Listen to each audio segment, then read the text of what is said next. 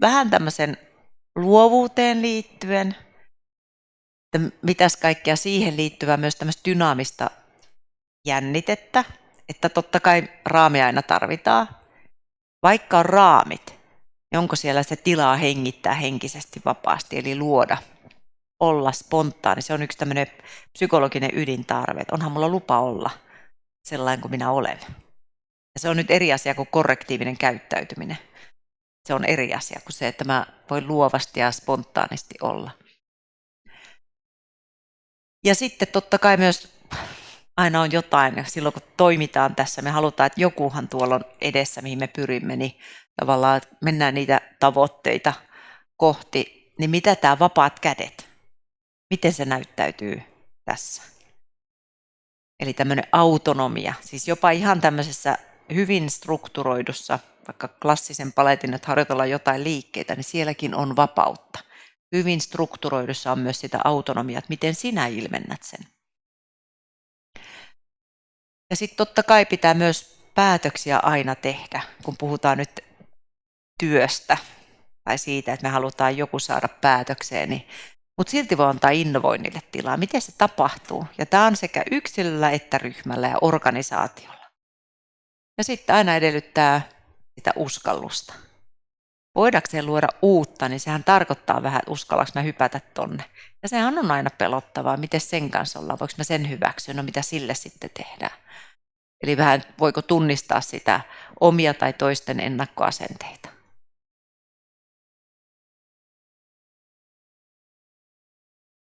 Sitten mä laitoin vielä tästä itsestä valintojen tekijänä. Tämä valinta on vähän tämmöinen ikään kuin, että nyt me rationaalista. Olisi helppoa, jos me oltaisiin tämmöisiä rationaalisia, että kun me päätämme jotain, niin mehän vaan viemme sen maaliin. Ja sitten ihmetellään, että no miksi toi kykeni ja miksi mä en kyennyt. Koska me olemme kuitenkin sitaateissa myös aika kaoottisia, ilman että se tarkoittaa, että minussa on mitään rikki tai pielessä. Niin kyllähän tämä on tosi tärkeää, mä koen, että tämä on mulle tärkeää, tämä on mulle merkityksellistä, että mä haluan myös sitoutua siihen. Eli tavallaan, että mä oon niinku, mun sisäiset tämmöiset motiivit on se motivaatio, se on semmoinen yleisorientaatiotila, että me menemme kaikki samaan suuntaan. Että jos nyt menee jo työpaikalle, niin kyllähän siinä motivaatio on, mutta silti mun sisäiset motiivit voi estää, että mä en tee just sitä, mitä tulisi tehdä. Että tavallaan, että mä koen, että kyllä mä haluan. Ja mä haluan kokeilla ja lähteä leikkimään.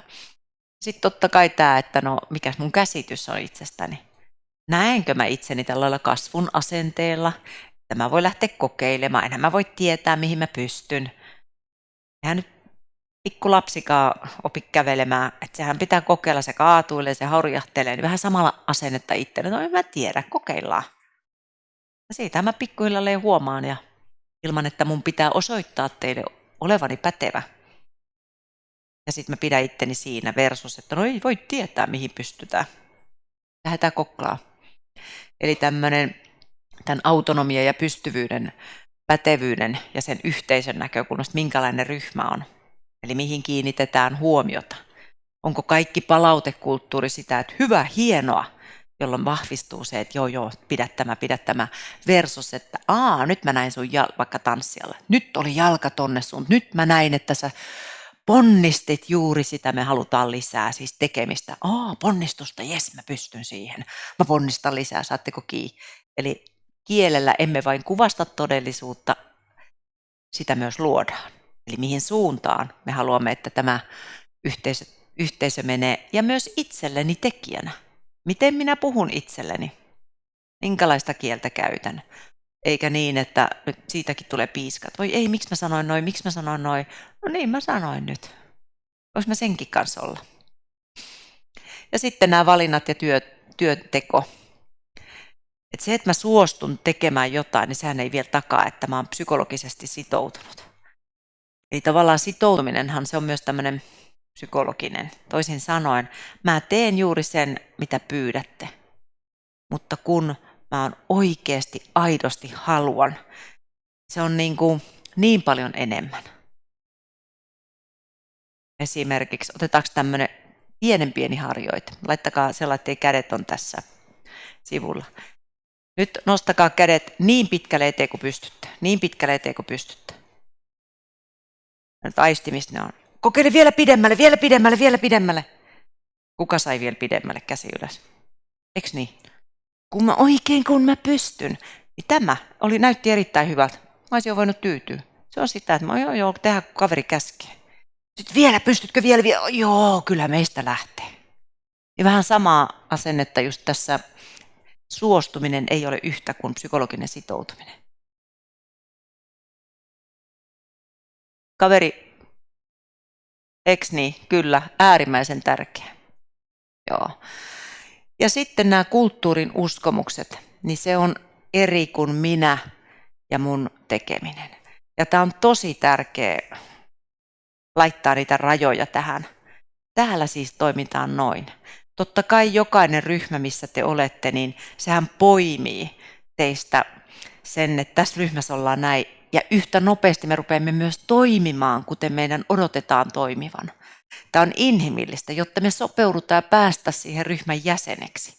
Niin tämä vaatii aina väliin sitä, että nyt vähän taaksepäin odotus, mun pitää vähän ravistella, että mitäs mä oon, mitä mä haluan. Jotta mä säilytän myös sen, että tässä on mun space, tämä oma tilani. Jotta mulla on tilaa voida hyvin ja sitten, että mä voin tehdä sen valinnan ja päätöksen. Ei, kyllä mä haluan. Joo. Mä haluaisin tuoda tähän ja lähteä kokeilemaan. Ja tämähän vaatii sitten, kun puhutaan ryhmästä, niin myös sitä, että miten ryhmä kannattelee ja miten sitä toki johdetaan. Yhtä lailla sekin on tärkeä. Mä tein tutkimuksen urheilun puolella tämmöisestä myönteiset ja kielteiset kokemukset. Nyt en tiedä, taiteen puolella ei ole tehty tämmöistä, mutta ehkä sieltä tämä oli yllättävä tulos, kun aina sanotaan, että valmentaja, eli se johtajan merkitys on iso sille, että miten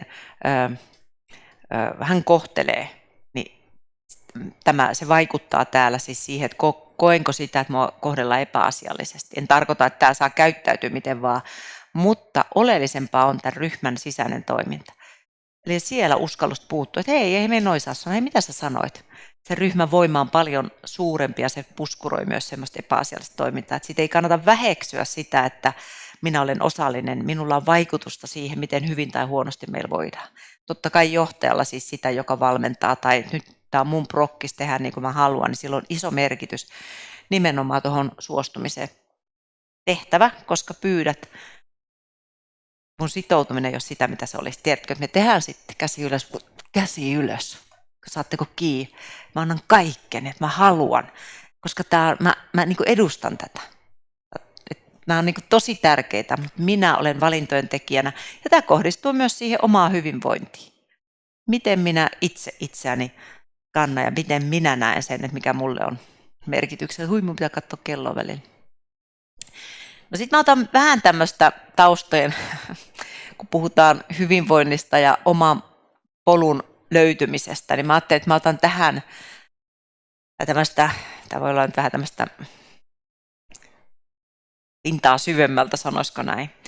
Mutta psykologiassa ja hyvinvointikeskustelussa on aina tämmöisiä pintavirtauksia, sitten on niitä syvää luotaavia virtauksia.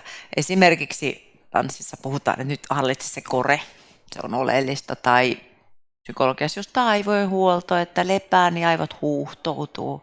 Se on tosi tärkeää. Et ei sen takia, että no kannattaisi nyt levätä, että jaksat, vaan että aivojen takia sun kannattaa. Tai että tanssissa, että no niin, että pidetään nyt toi lihakset kunnossa ja lihashuolto kunnossa, että tasapaino pysyy, ei kun hallitse kore, että pysyt siinä. Niin näitä on aina, ja niitä tulee aina olemaan. Eli tämmöisiä, mä sanon niitä pintavirtauksiksi. Eli ihminen on ollut sama ennen näitä oppeja ja tulee olemaan niiden jälkeen. Mutta aikakaudet pruukkaa nostaa eri näkökulmia.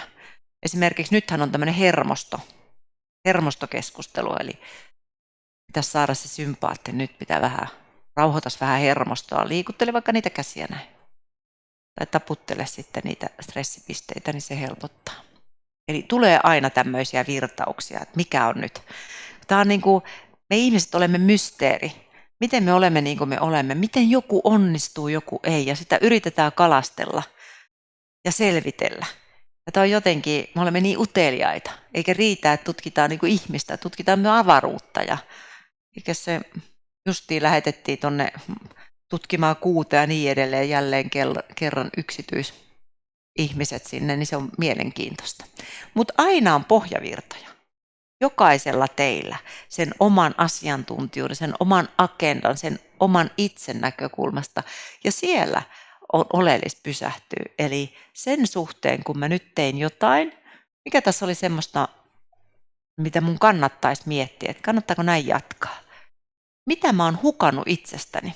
Tämäkin on tosi tärkeää pohtia, että kannattaako tonne suuntaan mennä.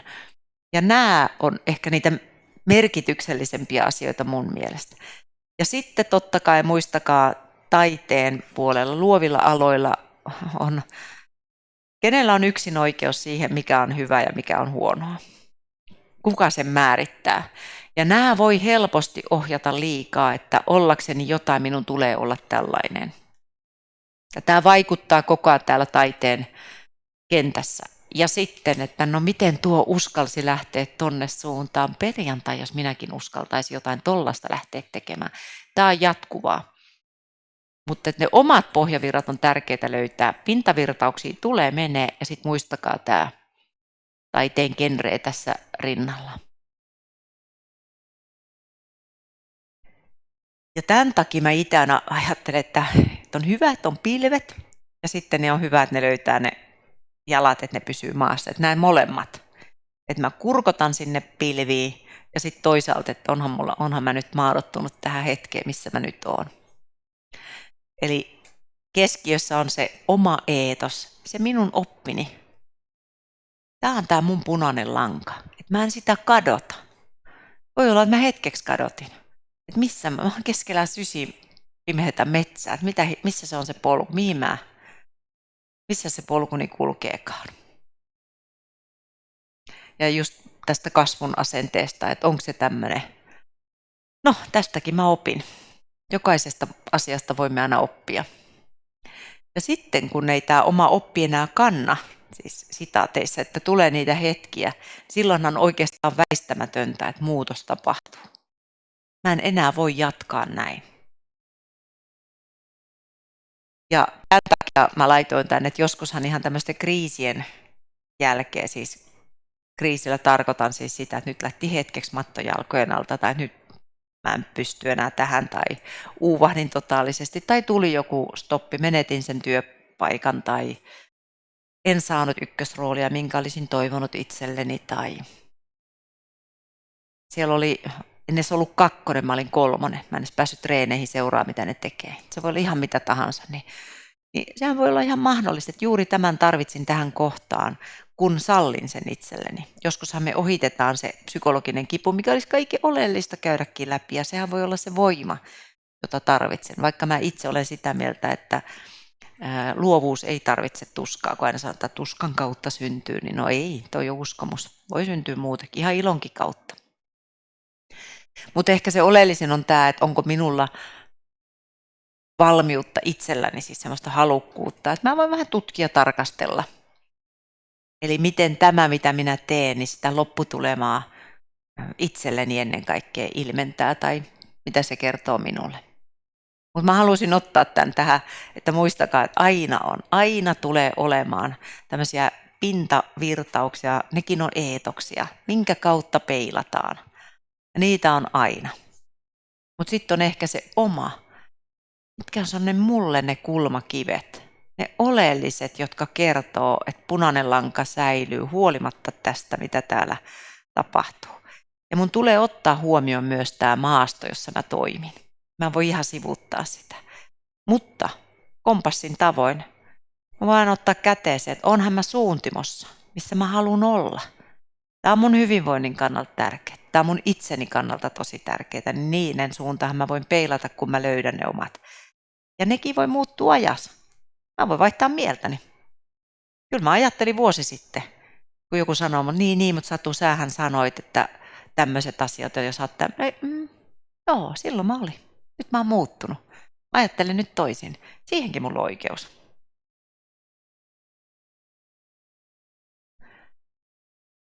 Ja jos sitten tähän loppuun, ennen kuin avaan teille mahdollisuuden keskustelulle, niin hyvinvoinnista ja tästä luovuudesta, niin mä laitoin tämmöisiä tutkittuja. Mehän tiedämme, että liikunta, siis se, että mä kevyesti liikun, että tämähän linkittyy luovuuteen ja hyvinvointiin. Se on ihan tutkittu, että siitä ei kahta sanaa. Ja nyt sitten se haastehan on, että mikäli minä vaikka ammatikseni liikun, tai mä oon jo muutenkin semmoinen himoliikkuja, niin sitten siinä on se iso riski. Tämä tarkoittaa siis sitä, että ihan vaan käyskentelen tässä, että pidän pienen tauon, niin kuin nyt hyvin, me ei ole yhtään noustu ylös, ei ole yhtään ollut tämmöistä mobilisoivaa liikuntaa tässä hetkessä. Mutta että tämmöistä kevyttä liikkumista, silloin oikeasti yhteys, ja nimenomaan luonnolla. Sitähän pidetään yhtä ydintarpeena yhteys luontoon. Että voi mennä sinne käyskentelemään ilman, että tämä on tavoitteellista ja hien pitää virrata ja joku hyöty tästä tulee olla, niin silloin iso yhteys sekä luovuuteen, ja niitä on ihan tutkittu, sekä tietenkin hyvinvointiin. Liike on monen lääke, joo. Ja sitten levolla en tarkoita, siis totta kai se on, voi ajatella, että nukkuminen on meille tärkeää, mutta siitä tulee helposti ihan painajainen ja identiteettitasoinen uskomus, niin kuin mä oon vaan huono nukkumaan. Mä en enää niin kuin pysty nukkumaan. Niin jos me nyt ajatellaan taas tämmöistä aivoeetoksen näkökulmasta tai tämmöistä, että miten meistä evoluutiota, jos me katsottaisiin sitä vuorokautta, että kun maapallo on ollut syntynyt ja vuorokautta, niin oikeastaan nykyihminen on 23, 59, 59 kellonaika. Se on niin pieni aika, mitä me olemme ollut, vaikka meidän aivot on, siis ne on samat aivot, jotka on ollut jo aikaisemmin. Että oikeastaan niin se, että herää yöllä, niin sitten mä herään yöllä. Ennen vanhaa herättiinkin ja sitten hetken päästä nukahan uudelleen. Ettei siitä tehtäisi niin isoa painajasta, mitä se helposti on. Unihan on paljon heikentynyt meillä, mutta mä en tarkoita pelkkää nukkumista, mä tarkoitan myös ihan sellaista, niin kuin tässä hetkessä, siinä istutte. Aistien, että lepääkö, onko mulla niin kuin, olenko hetkessä? Vois mä olla tällä ja nyt tässä vaan. Hengitys virtaa ja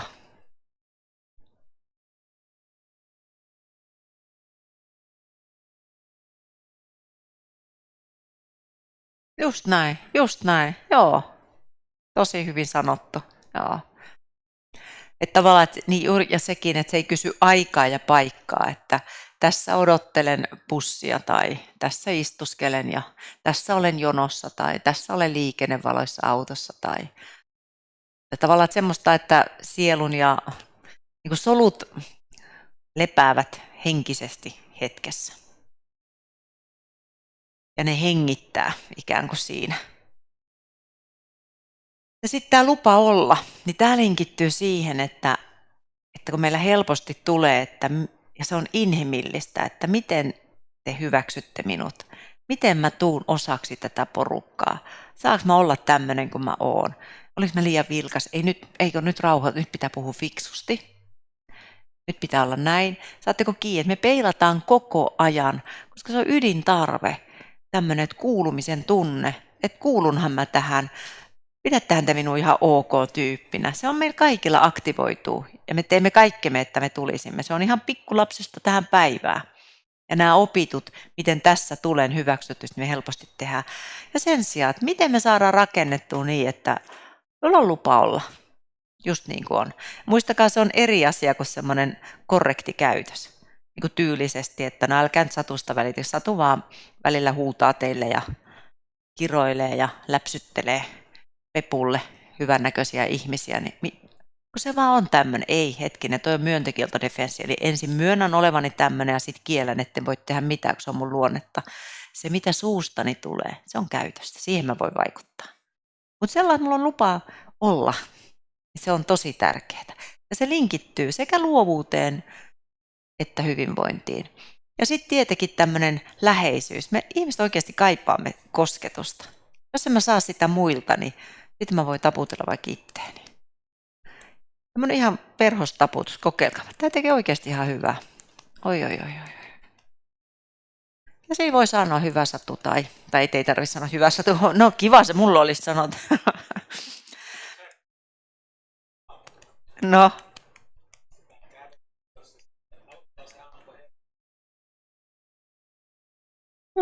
Joo. Kyllä, joo. Mutta kosketus on tosi tärkeä. Ja nyt sitten tämä läheisyyshän voi olla myös semmoista emotionaalista. Tiedättekö, että onko teillä ollut semmoisia kohtaamisia, että katsoo silmiin tai jopa ventovieraiden kanssa joskus niin kun tapahtuu jotain vilkaisee, että me tajuttiin toi. Niin siitä tulee semmoinen, meillä on yhteys. Että me tarvitaan sitä. Me emme ole. Siis jopa erakko on erakko suhteessa muihin ihmisiin. Ja se muuten olisi erakko. Se määritellään suhteessa muihin. Että me tarvitaan toinen toisiamme. Ja se on tosi tärkeää, että mihin kuulut. Ei kestä pitkään, kun keskustelette toisen kanssa. Niin kyllä me halutaan kuulla, että no mitä sä niin teet. Eli mihin sä kuulut. Se on meille tärkeää. Ja sitten tämä leikillisyys. Sekin on yksi ydintarve. Siis en mä nyt tarkoita sitä, että nyt leikitään, vaan ihan semmoista, nyt ihan, voisiko tässä ottaa värillä.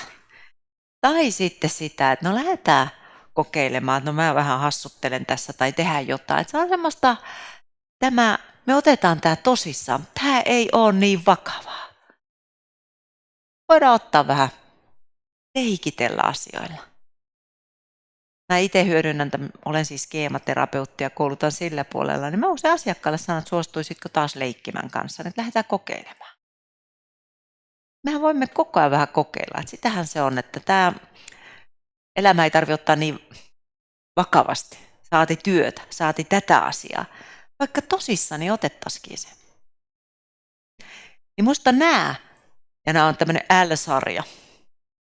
Keksin siis sanat, jotka alkavat L:llä.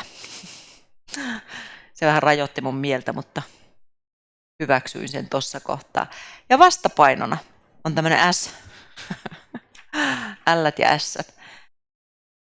Niin, ja näissä ei ole mitään oikeita eikä väärää. Joskus on hetki, että nyt vaan pitää tää puskea. Eli mä suoritan. Ja se on ihan fine. Jos se jää päälle, sit mä alan suorittaa ihan kaiken. Onko tänään meditaatio tehty? Done. Onko sivelty itseä? On. Done. Oletko ollut ihmisten kanssa? Kyllä, oli.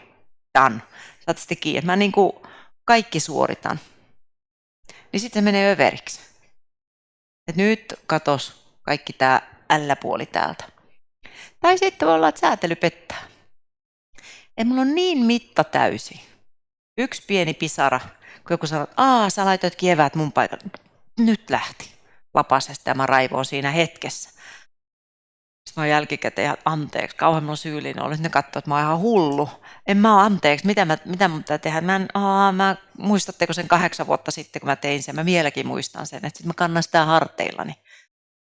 Tai sitten säätely voi pettää ihan niin kuin, mä en pysty enää ihan antaa sitä, mitä mä parhaimmillani antaisin. Se voi olla myös semmoista pientä. Se tarvii olla niin radikaalia eikä aggression suuntaan. Se voi olla myös siihen suuntaan, että mä meinaan kadota maan alle. Mutta se on, että en pystynyt. En pysty lepään, en pysty olemaan, koska säätely petti. Tai sitten mä rupean selittelemään. Niin kun en mä pystynyt itselleni selittelemaan, muille selittelemaan. Mun elämäni on tämmöistä selittelyä sen sijaan, että mä vaan olen. Ja se voi näkyä niin. Tai sitten hetket saastuvat. Tässä mä olen kanssanne. Mutta tässä on koko ajan varjo. Niin, mutta kun mulla on ne laskutkin maksamatta. Ja niin, mutta kun siellä on se prokkis odottamassa. Että se saastuu se hetki. Että mä en aidosti oikeasti kuuntele, että mitä sanot. Niin mitä mieltä sä siis olit? Se katoaa. Mä en pysty. Mun mieli koko ajan jossain, joka hankaloittaa. Niin hetket saastuu. Ja nämä kaikki on varsin inhimillisiä. Tämä tapahtuu koko ajan.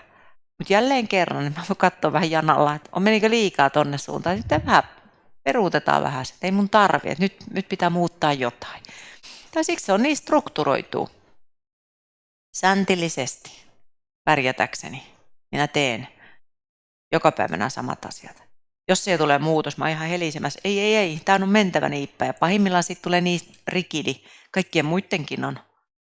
Älkää nyt keskeyttäkö, kun mä puhun tästä asiasta. Tämä on mentävä niin kuin minä sanon, koska muuten mulle ei säily enää rakennetta. Saatteko kiinni? Se menee ihan överiksi.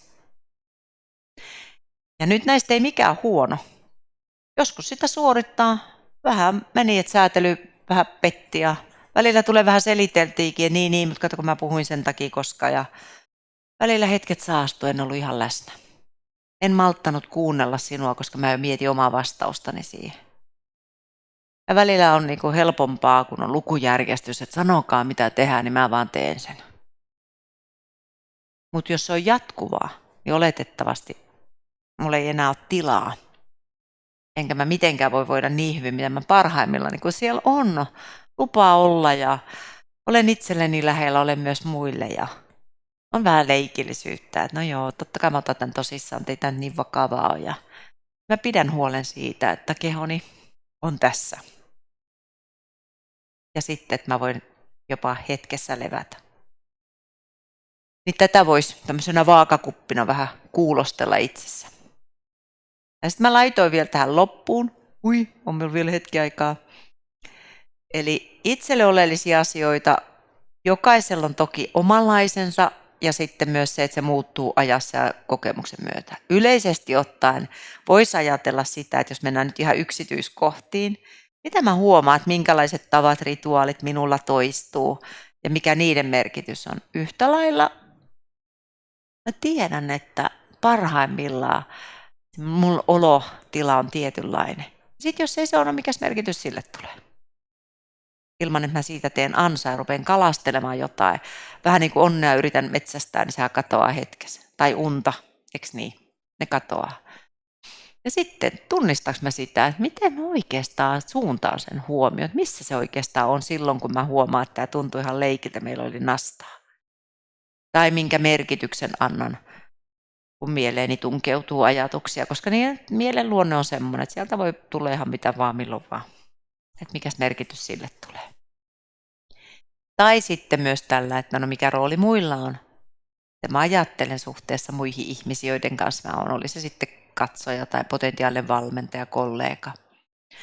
Totta kai, voi olla, että on jotain muuta. Minulle oleellista ja se edellyttää sitä tutkimista. Ja ehkä sitten sitä kautta, että elämä on kuitenkin tässä ja nyt. Se on pelkkä illuusio, että nyt tämä on väliaikaista hetken päästä. Se on illuusio, että olisi väliaikaista. Se on just tällaista. Koska aina tulee uutta, sitten taas tulee uutta, sitten taas tulee uutta. Ja sitten on koko ajan vähän semmoista, että no niin, tämmöistä tämä nyt sitten on. No nyt se on näin. Onko sen hyväksi? Nyt se on näin. Ja sitten tavallaan tämmöistä siinä hetkessä, kun se on nyt näin. Jos tarvii virittäytymistä lisätä, mitä mä teen? Jos mä tarvii vähän laskea, nyt calm down, niin mitä mä silloin teen? Ja sitten kun tähän liittyen, vaikka tämä nyt olisi tämmöinen vaikka Kuopio-tanssia toi ja minulla oli täällä tämmöinen prokkis, niin kun tilanne ohi, niin mitä sä toivot, että itseeni suhteessa, että miten mä itseeni suhtaudun, miten mä toivon, että muut, prosessi eri vaiheissa, esityksen tai kilpailu päätyttyä, kun menee hyvin, kun menee huonosti, niin mä tämmöistä karttaa voin tehdä. Ja sitten kun mä tunnistan se itse, niin pystyisin mä ilmaiseen sen muille, että mua auttaisi se mentorina, mikäli sinä. Mä itse vaikutan siihen.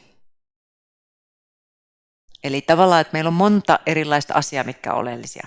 Nyt mä vähän poimin sieltä täältä ja mä ajattelin, että tässä kohtaa, ennen kuin sanon teille kiitos, meillä on vielä muutama minuutti aikaa, niin jos herää kysymyksiä tai mietteitä tai vasta-argumentteja, kommentteja, niin otetaanko tähän kohtaan semmoinen pieni, ei oteta porinaa, koska siihen meillä on aikaa enää puuttuu, vaan jokaiselta, jos käsi nousee ylös, niin on mahdollisuus kommentoida tai kysyä. Wow, älkää kaikki puhuko yhtä aikaa, mä en saa selvää. Itse. Ole hyvä. Okei, mennään ensin tähän, tähän ensimmäiseen. Niin, tämä on ihan totta, että kulttuureillahan on paljon eroa, että USA, oh, awesome, great, you're just, oh, that's great ja niin edelleen. Ja sitten kun me tiedämme, että miten oikeasti voidaan, niin siinä on vissi ero. Eli tavallaan, että mikä on pseudo ja mikä on todellista. Mutta suomalaisissa onnellinen kansa ja meillä on hyvä itsetunto, meillä on oikeasti hyvä itsearvostus myös tutkimusten mukaan, vaikka sanotaan, että ei ole. Mutta se, että ollaanko sen takia niin onnellisia, kun se on se kynttilä siellä, pidetään nyt se, kello onni onni, se onnen piilottakaa. Siitä tämä on oikeasti aika iso juttu tämän hetken kun maailma on tässä edessäni, mä saan koko ajan peilipintaa, miten hyvin kaikilla menee, mikä on sallittu, mikä ei. Ja sitten mä kuitenkin olen tässä. Mä voisin laittaa ruksin kaikkien näiden päälle ja silti tässä me istutaan ja ollaan. Tämä on tosi tärkeä tämän hahmottaminen ja jopa pedagogisesti niin kuin ne, jotka opettavat. Niin tämä on se oleellisin asia, että käykää läpi, miten hahmotellaan ja sen jälkeen, no niin tässä sä oot. Mitäs laitettaisiin noihin ruksia, silti sä oot siinä. Mitäs sitten? Tässä sitten näet itsessäsi. Mikä sitten olisi mahdollista? Tämä on tosi oleellinen, kun puhutaan nuorista varsinkin, että oikeasti, ethän sä voi tietää, mikä on mahdollista. Siis jos me ajatellaan pelkästään tavoitteen asettelua, hyvä tavoite on sellainen, että vähintään yksi osa sinusta on ihan kauhuissaan, mä en pysty tuohon. Jos sä laitat realistisesti, no kyllä mä nyt tuohon pystyn. Mitä tapahtuu? Tuohon sä pääset. Jos se on tuolla, ehkä mä pääsen tonne paljon pidemmälle. Joka tapauksessa voi olla, että en mä sinne pääse, mutta kyllähän mä saan varmaan enemmän potentiaalia irti. Siinäkin mielessä toi on tosi tärkeä. Eikä mulla sellaista vastausta ole, mutta tietenkin toivoisi, että välittyisi vanhemmilla. Ja jos ei välity, niin hae itsellesi tukea siitä, että miten mä katson itseäni ylpein, rakastavin katsein. Minä. Ja sitten tietenkin pedagogit, niin kuin, lähdetään kokeilemaan, lisää onnista sillä jalalla. Näitkö nyt mä näin, että sä teit? Tekemistä, ei vaan sitä, että great, nyt oli hyvä. Koska jos mä pidän sen, siitä tulee helposti katto, jos se on pelkkä palaute, että mä saan, nyt oli loistava, pidä toi loistava. Sen sijaan, että mä tiedän, mitä muuta sä pystyt. Että se palautteenanto, nämä on isoja prokkiksi, mutta sä oot ihan ytimessä. Tämä on tosi tärkeä tematiikka ja siitä voisi pitää ihan oman päivän setin. Todellakin, joo. Ja nyt tämä toinen, tämä vauvasta vaan, oli tosi hyvä, että niin juuri näitä. Kyllä mä ainakin, niin kuin, jos miettii, että olen jossain kohdassa pelasin mamma-jääkiekkoa, niin kuin mun mieli sanoi, että mene, en mä päässyt. Kun keho on niin hidas, niin se ei todellakaan ole sama se keho. Mutta tarkoitan siis sitä, että keho muistaa. Ja sen takia, kun me puhutaan vaikka tästä, että minulla on ajatus, että mä mokaan. Kyllä, niin se on täällä vatsan pohjassa. Se on jo siellä. Ja siihen tulee myöhemmin. Jos me ajatellaan pienen lapsen kehitystä, niin kyllä me niin kuin, lapsethan lähtökohtaisesti, eihän tällä ole mitään käsitystä vielä siitä, että mitä mä oon. Sehän katsoo, se on suhteessa koko ajan tähän, että mitä tässä tapahtuu. Mä lähden kokeilemaan, että älä mene Satusin, älä, niin. Maailma on vaarallinen paikka, että en mä pysty. Saanko mä tehdä? Tai tulee toruja siitä, niin mä muistan, se on täällä kehos. Mä muistan sen edelleen. Mä oon vaan oppinut toimimaan niin, että tämä ei aktivoidu. Ja tämä on se, mitä luovassa työssä ja tanssin maastossa me pyrimme hakemaan, koita, saa kiittää, sitä saa olla. Voidaan me olla tämän kanssa.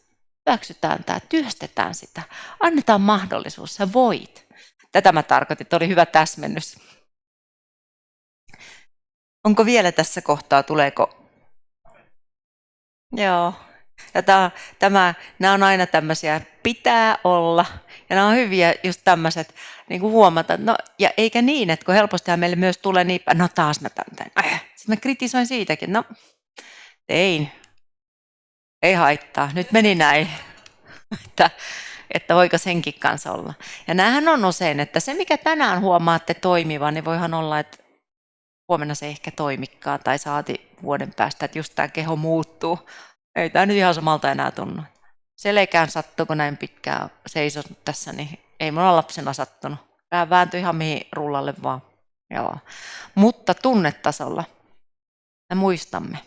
Ne on täällä kehossa. Joo.